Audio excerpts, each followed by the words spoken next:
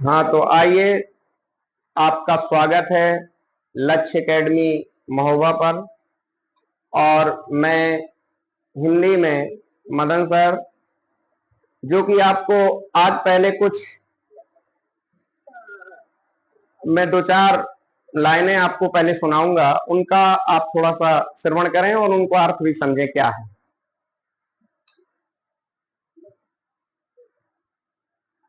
लड़कपन एक जैसा है, सभी का लड़कपन यानी बचपन कैसा होता है? एक जैसा। लड़कपन एक जैसा है, जवानी एक जैसी है। लड़कपन एक जैसा है, जवानी एक जैसी है। निशाना एक जैसा है, निशानी एक जैसी है। निशाना एक जैसा है, निशानी एक जैसी है। हमारी व्याकरण का अंदाज, हमारी व्याकरण का अंदाज निराला है, मगर हमारी व्याकरण का अंदाज निराला है, मगर किताबें एक जैसी हैं, कहानी एक जैसी है। किताबें एक जैसी हैं, कहानी एक जैसी है। आप विद्यार्थी हैं और हम पढ़ा रहे हैं, बस फर्क इतना है, निशाना आपका भी वही है, निशाना हमारा भी वही है। बचपना आपका भी वैसा है, बचपना हमारा भी वैसा था, और जवानी आपकी भी वैसी होगी, हमारी भी जवानी वैसी है। लेकिन केवल केवल व्याकरण का मतलब होता नियम, अंदाजे केवल जिंदगी के अलग अलग हो सकते हैं, नियम अलग अलग हो सकते हैं, लेकिन किताबें एक जैसी हैं, कहानी एक जैसी है। इसी अंदाज में आज देखेंगे शब्द के प्रकार, जो कि रचना के आधार पर शब्द को कितने प्रकारों में बांटा गया है? 3 प्रकारों में बांटा गया। कितने प्रकारों में? 3 प्रकारों में बांटा गया। कौन कौन से? रूढ़ शब्द, यौगिक शब्द और योग रूढ़। पहले रूढ़ को समझेंगे, रूढ़ क्या है? रूढ़, रूढ़ शब्द हम उसे कहते हैं, उन शब्दों को कहते हैं जिनके सार्थक खंड ना हो। ध्यान रखिएगा, खंड तो हो लेकिन सार्थक खंड ना हो। खंड टुकड़े तो करे जा सकते हैं, किसी को तोड़ना हो तो टुकड़े तो किए जा सकते हैं, लेकिन उनका सही तरीके से खंड ना हो, सही तरीके से क्या ना बने? टुकड़े ना बने। उसे हम क्या कहते हैं? रूढ़ शब्द कहते हैं। क्या शब्द कहते हैं? रूढ़ शब्द कहते हैं। जैसे हमें कमल को अगर अलग करना हो तो इसके सार्थक खंड नहीं होंगे। क्या बनाएंगे? 3 तरीके से खंड हो सकते हैं। कितने तरीके से खंड हो सकते हैं? 3 तरीके से। समझते हैं कैसे? आपने तो कह दिया कि हाँ, चलते हैं। कैसे? का प्लस मल, इसका क्या अर्थ होता बताइए? का प्लस मल का कोई विशेष अर्थ नहीं होता। या फिर ऐसा करेंगे, कम प्लस ला, ऐसा भी कर सकते हैं खंड, इसका भी कोई अर्थ नहीं है। या फिर ऐसा कर सकते हैं, का प्लस मा प्लस ला, बताइए, इसका भी कोई अर्थ नहीं है। तो ये क्या हो गया? ये हमारा रूढ़ शब्द हो गया। कभी कभार आप बाजार में गए होंगे तो जिसको, जैसे कभी आप भिंडी, भिंडी देखा? भिंडी सभी ने देखी होगी। लौकी, लौकी को क्या करते हैं? नाखून गड़ा करके या भिंडी को तोड़ करके चेक करते हैं कि ये क्या है, रूढ़ी है कि नहीं है। तो रूढ़ी वही होगी जो सही तरीके से तोड़ोगे, सही तरीके से ना टूटे। तो रूढ़ शब्द का वही मतलब यही है, जो सार्थक, जिसके खंड ना हो सके, उसे क्या कहते हैं? रूढ़ शब्द कहते हैं। और रूढ़ के बाद आगे बढ़ेंगे, यौगिक किसे कहते हैं? जिन शब्दों के क्या हो जाए? सार्थक खंड हो जाए। जिन शब्दों के क्या हो जाए? सार्थक खंड हो जाए। जैसे मैंने ये लिखा था कमल, और कमल के साथ मैं लिखूंगा कमल नयन। क्या लिखूं? कमल नयन। तो देखिए, ये कमल नयन जो शब्द है, ये कितने, एक शब्द है, लेकिन इसके 2 सार्थक खंड हो सकते हैं या हो जाते हैं। कौन कौन? कमल और नयन। एक और है, आपने सुना होगा नील कमल। क्या नाम सुना होगा? नील कमल। इसके भी 2 खंड हो जाएंगे। हो जाएंगे कि ना हो जाएंगे? नील कमल।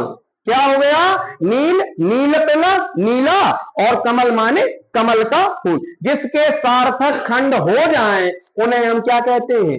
यौगिक शब्द कहते हैं। उसे क्या कहते हैं? यौगिक शब्द। अब योग रूढ़ क्या है? दोनों मिला हुआ है, दोनों मिला हुआ है। तो जिसके सार्थक खंड तो हो लेकिन जो उसका शब्द बने वो तीसरे अर्थ में क्या हो जाए? बदल जाए, ऐसे को हम क्या कहते हैं? यौगिक भी है, यानी सार्थक खंड भी हो रहे हैं, और रूढ़, रूढ़ का मतलब तीसरा अर्थ देने वाला, तीसरा अर्थ देने वाला, उसको हम क्या कहेंगे? योग रूढ़ कहेंगे। जैसे कमल, कमल शब्द से ही लिया मैंने, कमलासन, इसमें दो शब्द हैं। देखो, कमलासन कौन कौन सा शब्द है? कमल प्लस आसन, यानी कमल में जो बैठा हो, कौन कौन? कमल में जो बैठा हो उसे हम क्या कहते हैं? कमलासन। अर्थात कमल में कौन बैठा है? ब्रह्मा जी। उसका अर्थ क्या हो गया? ब्रह्मा। कमलासन माने ब्रह्मा। कमल के आसन पे जो आरूढ़ हो, बैठा हो, उसे हम क्या कहते हैं? कमलासन। तो ठीक है, थोड़ा सा मैं इसको बढ़ाऊं आगे, एक और चीज से समझाता हूं। जब तक समझ में नहीं आए जब तक आपको मैं आगे नहीं बढ़ाऊंगा। एक शब्द मैंने लिखा गंगा। क्या लिखा? गंगा। बताइए ये शब्द कैसा है? रूढ़ है, यौगिक है, योग रूढ़ है? क्यों? क्योंकि अगर इसके खंड करेंगे तो क्या लिखेंगे? गा प्लस गा। ये क्या, ये अर्थ नहीं बना रहा। अब जैसे लिख दिया जाए गंगा जल, गंगा जल, इसमें कितने शब्द हैं? दो शब्द। कितने शब्द? कौन कौन? गंगा प्लस जल, तो गंगा जल, ये कौन सा शब्द हो गया? ये सार्थक है, यौगिक हो गया। क्या हो गया? यौगिक हो गया। फिर एक शब्द आया गंगाधर। क्या आया? गंगाधर। गंगाधर का मतलब है तो दो शब्द अलग अलग, गंगा को धारण करने वाला, गंगा को धरने वाला, अर्थात तीसरा अर्थ आता है शिव। तो क्या हो गया? ये यौगिक ना होकर के क्या बन गया? योग रूढ़ हो गया। क्या हो गया? योग रूढ़। बात आई समझ में? जब बिल्कुल दिल और दिमाग में उतर जाए तब कहना हाँ, झूठा वादा नहीं, वादा झूठा नहीं चलेगा। ठीक है। एक और शब्द है, जैसे पशु। पशु, बताइए पशु कैसा शब्द है? और पशुपति, पशुपति, हाँ ध्यान रखिएगा, दो शब्द तो है, पशु प्लस पति, लेकिन पशुपति किसको कहते हैं? शंकर जी को। पशुओं के पति, यानी पशुओं के स्वामी। और इसी अस्त्र, इसी को पशुओं के जो स्वामी, एक अर्थ तो ये निकलता, एक इनको पाशुपत अस्त्र, जिसको प्राप्त करने के लिए इंद्र के मतलब इंद्रकील पर्वत पर अर्जुन ने भगवान शंकर की तपस्या की थी, जिसको क्योंकि आगे उन्हें पता था कि 12 साल बाद हम जाएंगे और 1 साल बाद अज्ञातवास भोग करके जाएंगे, और वो साधारण मानने वाले नहीं है, वो हमें राज्य नहीं देंगे, और जब राज्य नहीं देंगे तो अंत में हमको उनसे क्या करना पड़ेगी? लड़ाई करना पड़ेगी। क्योंकि ये जानते थे, तब उन्होंने कहा कि लड़ाई के लिए हमें इसकी जरूरत होगी, अस्त्र और शस्त्रों की। हाँ, एक शब्द ये अस्त्र शस्त्र मैंने बोल दिया, यहीं इसको समझ लेते हैं। अस्त्र किसे कहते हैं और शस्त्र किसे कहते हैं? इनमें क्या अंतर है? अस्त्र और शस्त्र। जैसे एक शब्द देखिए, मैं यही समझा दे रहा हूं। सामान्य होता क्या है? सामान्य, सामान्य क्या होता है हिंदी में? नहीं पता? शब्द को समझने के लिए दूसरा नमक तेल मिर्च लगाया जाता है। जैसे हमें आलू बनाने के लिए, सब्जी बनाने के लिए आलू भर में मजा नहीं आएगा, उसके टेस्ट को बढ़ाने के लिए हमें नमक, मिर्च, मसाला, तेल आदि की जरूरत पड़ती। तो जैसे मैंने लिखा सा पत्नी, लो, अब अर्थ समझ में आ गया सा का? पत्नी के साथ। और फिर एक और शब्द जोड़ लो, सा परिवार, सा परिवार, इसका मतलब क्या हुआ? परिवार के साथ, परिवार के साथ। सफल, बताइए। सफल, फल के साथ, फल के साथ, समझ में आ गया। तो सा का अर्थ क्या है भैया? साथ। अब जिसको हाथ के साथ मारा जाए उसे क्या कहते हैं? शस्त्र कहते हैं। उसे क्या कहते हैं? किसे? हाथ के साथ, हाथ ना उससे अलग कर लिया जाए। जैसे डंडा मारो सांप का, दोनों तरीके से मार सकते डंडा को। डंडा फेंक के भी मारो जा सकत, और डंडा हाथ से लिए लिए भी मारा जा सकता। जब लेके मारो शस्त्र चला रहे, और जब फेंक के मारो तो कहा चला रहे। हाँ, कैसे? जब फेंक के मारा जाए, यानी उसका हाथ का कोई संबंध ना हो उसके साथ, उसे हम क्या कहते हैं? अस्त्र कहते हैं। उसे क्या कहते हैं? और जब साथ है, साथ हाथ चल जाए तो क्या है? शस्त्र। बताइए भाला क्या है? शस्त्र नहीं हो सकता। हाँ, शस्त्र नहीं हो सकता। बंदूक बताइए, बंदूक क्या है? सवाल मैं ऐसे ही पूछूंगा। अस्त्र, शस्त्र नहीं हो सकता। गोली का निकाल के फेंक के मार दे का कारतूस का, हाथ में रखा दे एक चीज का और एक चीज का, मतलब हाथ से अलग कर दे, तो ये क्या हो गया? बंदूक क्या हो गई? शस्त्र और अस्त्र, दोनों शस्त्र अस्त्र है। धनुष बाण क्या है? धनुष बाण, दोनों बता रहा हूं। धनुष का फेंक के धनुष मार दे का, हाँ, लेकिन तीर क्या है? अस्त्र है। और धनुष क्या है? शस्त्र है। समझ में आ गया। हाथ गोला, हाथ गोला क्या है? हाथ गोला जाना ना, बम। बम का हाथ में लेने मारा दे कि फेंक के मारा दे? हाँ, फेंक के, तो क्या हो गया? पड़ाका जाना दो, पड़ाका, काशीराम पड़ाका बड़ो वालो और तेज वालो, अभी आप दीपावली में इसका प्रयोग करेंगे। पड़ाका क्या है? अस्त्र है कि शास्त्र? हाँ, क्या है? हाथ में लेके ढालो जा देगा, हाथ में छुआ जरूर दो जा, लेकिन फेंक दिया जाता। क्या है? कभी आपने हाथ को जैसे किसी को मारोगे तो हाथ क्या है? अस्त्र है कि शास्त्र? शस्त्र है, अस्त्र नहीं है ना। क्यों? क्योंकि हाथ को कभी ऐसा थोड़ी है फेंक के मार दो जा, है भाई, हाथ अपने पास रहेगा। ठीक है, तो अस्त्र और शस्त्र समझ गए। इसमें बताइए अस्त्र शस्त्र में कौन सा समास है भाई साहब? समास पढ़ा चुका हूं, द्वंद्व समास। क्यों? क्योंकि अस्त्र और शस्त्र एक दूसरे के क्या है? विलोमार्थी है। अस्त्र का मतलब फेंक के मारे जाने वाला, जहां हाथ का सहयोग ना हो, और जहां हाथ का सहयोग हो शस्त्र। लेकिन द्वंद्व समास में मैंने एक बात और चर्चा की थी, क्योंकि यहां समास में लाऊंगा, अभी शब्द में क्या लाऊंगा? समास। बिल्कुल एक लाइन में याद रखें, रचना और बनावट के आधार पर शब्द के प्रकार, केवल एक लाइन से दूसरी लाइन नहीं बताऊंगा। तो जहां समास के, द्वंद्व समास के 3 प्रकार बताए थे, अगर याद हो, इतरेतर, समाहार, वैकल्पिक। जिनके अलग अलग अर्थ हो, इतरेतर, जिनका एक ही अर्थ हो दोनों पदों का, समाहार, जिनका एक सही हो और एक गलत हो, यानी निरर्थक हो, वैकल्पिक। जैसे मैंने 3 उदाहरण बता रहा हूं। जीव जंतु में कौन सा समास है? द्वंद्व समास का समाहार, क्योंकि जीव का अर्थ भी जीव और जंतु का अर्थ भी जंतु। लाल पीला, लाल का अर्थ अलग है, पीले का अर्थ अलग है, इतरेतर हो गया। बातचीत, बात का अर्थ तो समझ में आता है, लेकिन चीत का अर्थ समझ में नहीं आता, तो कौन सा हो गया?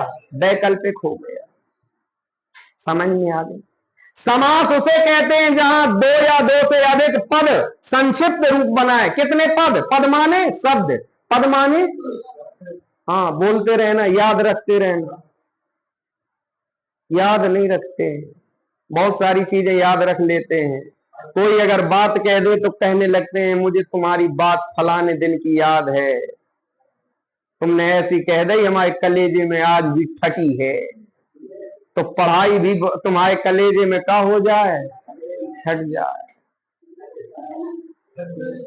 और भाई साहब दिमाग की बात कम चुभती है, दिल की बात ज्यादा चुभती है।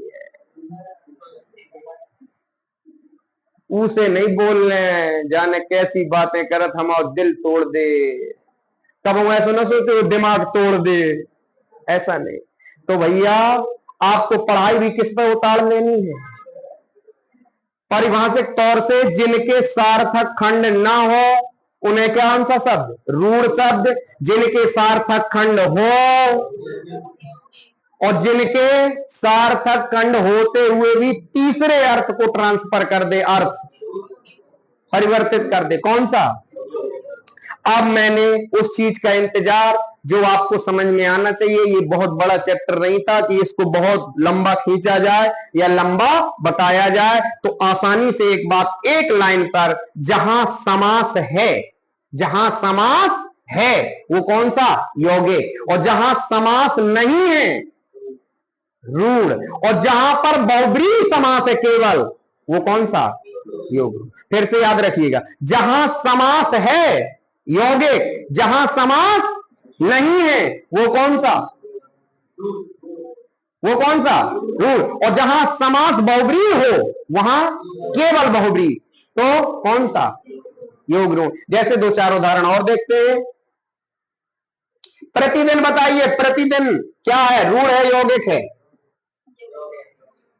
क्यों, क्योंकि दो शब्द हैं। समास कौन सा है इसमें, समास पढ़िएगा, समास कौन सा है, अव्ययी भाव। कौन सा समास, प्रतिदिन दिन, प्रतिदिन दिन, प्रतिदिन में कौन सा समास, क्यों, क्योंकि प्रति उपसर्ग है, आगे उपसर्ग आ जाए अव्यय आ जाए उसे कौन सा कहते हैं, अव्ययी भाव। अभी मैंने एक लिखा था गंगा जल, बताइए कौन सा समास है गंगा जल में,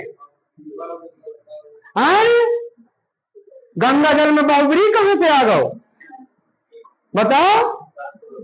अरे भैया गंगा का जल, गंगा का जल, इस पर अजय देवगन ने एक फिल्म बना दी गंगा जल, और तुम समास नहीं बना पाए हैं?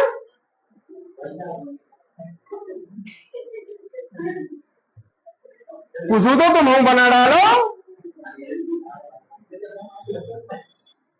हाँ, गंगा का जल, का बोध हुआ इसमें, कौन सा, कर्ता ने कर्म को करण से के द्वारा संप्रदान के लिए अपादान से अलग भाव में, और संबंध काकी के रारी रे नानी ने, तो कहा गया बीच में, ये संबंध तत्पुरुष है। और गंगाधर में कौन सा समास है, तो गंगा को धारण करने वाला अर्थात शिव, गंगा को धारण करने वाला अर्थात शिव, तो कौन सा, यहां बहुब्रीहि, तो बहुब्रीहि में कौन सा, योग रूढ़। एक और बताना, लंबोदर, बताइए लंबोदर, क्यों, अर्थात गणेश, लंबा है उदर जिसका, लंबा प्लस उदर, संधि कौन सी हुई है, 50% हिंदी पढ़ ले ये होंगे आप अगर वर्णमाला संधि और समास पढ़ लिए। अब उन्हीं से केवल कुल रेट करके बताना है कि ये चीज आपको बनती है कि नहीं। मजबूती तीन चीजों पर होनी चाहिए, वर्णमाला, संधि और समास। संधि कौन सी है, लंबा प्लस उदर, उदर, क्या बन गया, बड़ा आ और छोटा ऊ मिल करके ओ बन जाता है, क्या बन जाता है, लंबोदर, अर्थात लंबा है उदर जिसका, ठीक है।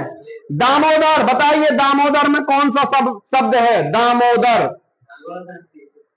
गुण संधि तो दाम प्लस उदर, दाम माने पैसा, अरे यहां पैसा से अर्थ नहीं है, दाम माने होता है रस्सी, उदर माने पेट। भगवान श्री कृष्ण को उनकी मम्मी ने कहां बांध दिया था, पेट में। दामोदर किसका है, श्री कृष्ण का पर्यायवाची शब्द है, किसका, तो यहां पैसा से न लगाना, दाम का मतलब, क्योंकि अब मैं उसी शब्द में जाना चाह रहा हूं कि जो अनेकार्थी शब्द पैदा करता है, कौन से, अनेकार्थी शब्द।